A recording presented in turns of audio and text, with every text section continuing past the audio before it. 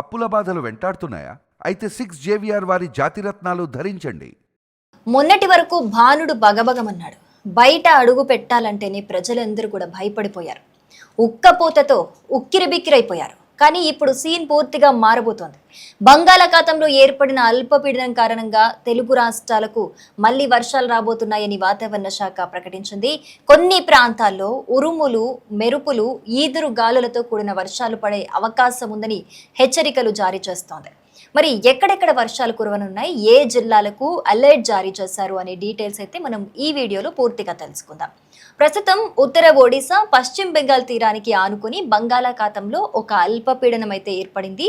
దీనికి తోడు కోస్తాంధ్ర మీదుగా తెలంగాణ, మహారాష్ట్ర వరకు కూడా ఒక ద్రోణి కూడా విస్తరించింది. ఈ రెండు వాతావరణ వ్యవస్థల ప్రభావంతో తెలుగు రాష్ట్రాల్లో మళ్లీ వర్షాలు కురిసే పరిస్థితులు అయితే మనకు కనిపిస్తున్నాయి. వాతావరణ శాఖ అంచనాల ప్రకారం అయితే జూలై 17 నుంచి ఆంధ్రప్రదేశ్లోని పలు జిల్లాల్లో తేలికపాటి నుంచి మోస్తారు వర్షాలు కురిసే అవకాశం ఉంది. ముఖ్యంగా ఉత్తరాంధ్ర, కోస్తాంధ్ర జిల్లాల్లో వర్షాల ప్రభావం ఎక్కువగా ఉండే అవకాశం ఉందనైతే నిపుణులు చెబుతూ ఉన్నారు. ఉత్తరాంధ్రలోని శ్రీకాకుళం, విజయనగరం, పార్వతీపురం మన్యం, అల్లూరి సీతారామరాజు జిల్లాలతో పాటు కోస్తాంధ్రలోని తూర్పు గోదావరి, పశ్చిమ గోదావరి, ఏలూరు జిల్లాల్లో మంచి వర్షాలు పడే అవకాశం అయితే ఉన్నట్లుగా కనిపిస్తోంది. రాయలసీమలో అనంతపురం జిల్లాలో కూడా అక్కడక్కడ తేలికపాటి వర్షాలు కురిసే అవకాశం ఉందని అంచనా వేస్తున్నారు. మిగతా జిల్లాల్లో కూడా 1-2 చోట్ల జల్లులు పడే అవకాశాన్ని కొట్టి పారేయలేమని అధికారులు చెబుతున్నారు. అయితే వర్షాలు మాత్రమే కాదు, కొన్ని ప్రాంతాల్లో ఉరుములు, మెరుపులు, పిడుగులతో పాటు గంటకి 40 నుంచి 50 కిలోమీటర్ల వేగంతో ఈదురు గాలులు కూడా వీచే అవకాశం ఉందని హెచ్చరిస్తూ ఉన్నారు. అందుకే ప్రజలందరూ కూడా చాలా జాగ్రత్తగా ఉండాలని సూచనలు జారీ చేస్తున్నారు. ముఖ్యంగా వర్షం పడుతున్న సమయంలో పెద్ద చెట్ల కింద నిలబడి ఉండొద్దు. ఇంకా హోర్డింగ్స్, విద్యుత్ స్తంభాలు, బలహీనమైన గోడలు ఏవైతే ఉంటాయో వీక్ గా ఉన్నవి వాటి దగ్గర అయితే ఉండదు. తెగిపోయిన విద్యుత్ వైర్లు కనిపిస్తే గనక వాటి దగ్గరకు అస్సలైతే వెళ్ళకండి. ఇక పిడుగులు పడే అవకాశం ఉన్నప్పుడు ఖాళీ ప్రదేశాల్లో నిలబడకుండా సురక్షితమైన భవనాల్లో మనం ఆశ్రయం పొందడం అనేది మంచిది. సో ఇప్పటికే ఏపీ విపత్తు నిర్వహణ శాఖ కూడా పలు జిల్లాలకు పిడుగుపాటు హెచ్చరికలు కూడా జారీ చేసింది. అవసరం లేకపోతే వర్షం సమయంలో బయట తిరగకుండా ఉండాలని కూడా సూచించింది. ఇక గత కొన్ని రోజులుగా ఆంధ్రప్రదేశ్లో మళ్లీ ఎండలు తీవ్రంగా పెరిగాయని చెప్పాలి. ఉదయం నుంచే మండే ఎండలు, మధ్యాహ్నం ఉక్కపోతతో ప్రజలు తీవ్ర ఇబ్బందులను అయితే ఎదుర్కొంటున్నారు. చాలా ప్రాంతాల్లో ఎండాకాలాన్ని తలపించేలా ఉష్ణోగ్రతలు నమోదవుతున్నాయి. అలాంటి సమయంలో ఈ వర్ష సూచన అనేది ప్రజలకు కొంత ఉపశమనం కలిగించే అంశంగా అయితే ఇప్పుడు మారిందని చెప్పుకోవాలి. సో ఇదిలా ఉండగా గురువారం కూడా రాష్ట్రంలోని పలు ప్రాంతాల్లో వర్షాలైతే నమోదయ్యాయి. శ్రీకాకుళం జిల్లా సోంపేటలో అత్యధికంగా 2.4 సెంటీమీటర్ల వర్షపాతం నమోదైంది. మందసలో 1.8 సెంటీమీటర్లు, అలాగే పలాసలో 1.6, పాతపట్నంలో 1.1 సెంటీమీటర్ల వర్షం అయితే కురిసింది. తెలంగాణలో కూడా ఇదే పరిస్థితి అయితే కనిపిస్తోంది.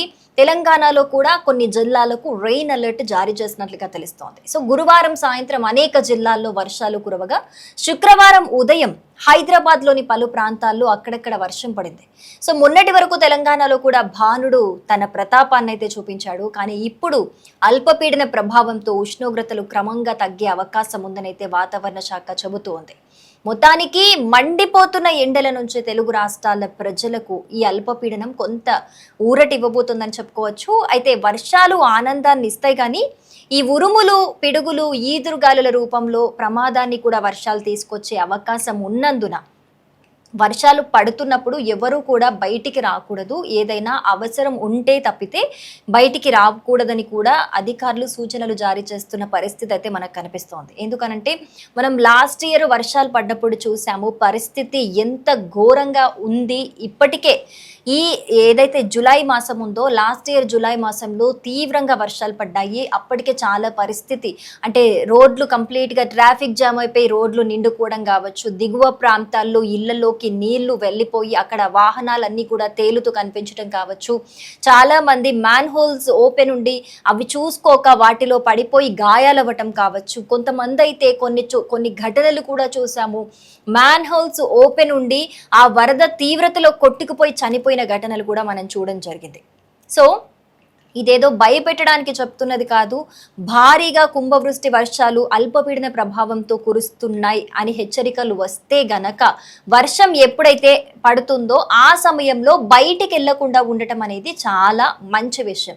ఎందుకంటే లాస్ట్ ఇయర్ ఈవెన్ కొన్ని కార్పొరేట్ ఆఫీసెస్కి కూడా షిఫ్ట్లు కూడా మార్చడం, అలాగే కొంతమందికి వర్క్ ఫ్రమ్ హోమ్స్ ఇవ్వడం కూడా అటు పోలీసు శాఖ రిక్వెస్ట్ చేస్తే కొన్ని కంపెనీస్ కూడా వర్క్ ఫ్రమ్ హోమ్స్ ఇవ్వడం కూడా మనం చూసాము. సో ఈసారి ఎల్ నీనో ఎఫెక్ట్ వల్ల కూడా అంత తీవ్ర స్థాయిలో, అంటే మనం ఎక్స్పెక్ట్ చేసిన స్థాయిలో అయితే వర్షాలు పడే అవకాశం ఉండదు అని కూడా ఎల్ నీనో ఎఫెక్ట్ వల్ల జరుగుతుంది అని చెప్పారు. కానీ ఏ విధంగా ఉంటుంది అసలు ఈ అల్పపీడన ప్రభావం? సో కొన్ని జిల్లాలకు అలర్ట్ జారీ చేశారు గనక మన ప్రాంతంలో ఎప్పుడైతే వర్షం కురుస్తుందో అప్పుడు వర్షం తీవ్రత బట్టి బయటికి రాకుండా ఉండటం అనేది చాలా మంచి విషయం. ఎందుకంటే ఎస్పెషల్లీ ఈ ఉరుములు, మెరుపులు, ఈదురుగాలులతో కూడిన వర్షం పడుతున్నప్పుడు బయట ఉండకపోవడం అనేది చాలా ఇంపార్టెంట్. ఎందుకంటే ఈ మధ్య సోషల్ మీడియాలో చూస్తున్నాము, ఎప్పుడు పిడుగుపాటు జరుగుతుందో అసలు మనం ఇక్కడ నుంచుంటే ఎక్కడొచ్చి పిడుగుపడుతుందో అర్థం కాని పరిస్థితి కనిపిస్తోంది. ఎస్పెషల్లీ మరీ ముఖ్యంగా వర్షం పడుతున్నప్పుడు ఈ ట్రాన్స్ఫార్మర్లు ఏమైతే ఉంటాయో ఆ విద్యుత్కి సంబంధించినవి వాటి దగ్గర ఉండకపోవడం అనేది చాలా మంచిది. ముఖ్యంగా పెద్ద పెద్ద చెట్ల కింద అస్సలు నిలబడి ఉండకూడదు. అందుకే ఈ బంగాళాఖాతంలోని అల్పపీడనం కారణంగా కురిసే వర్షాల నేపథ్యంలో ప్రజలందరూ కూడా తగు జాగ్రత్తలు తీసుకోవాలని కూడా అటు వాతావరణ శాఖ సూచిస్తూ ఉంది, ఇటు ప్రభుత్వ అధికారులు కూడా హెచ్చరికలు జారీ చేస్తున్నారు.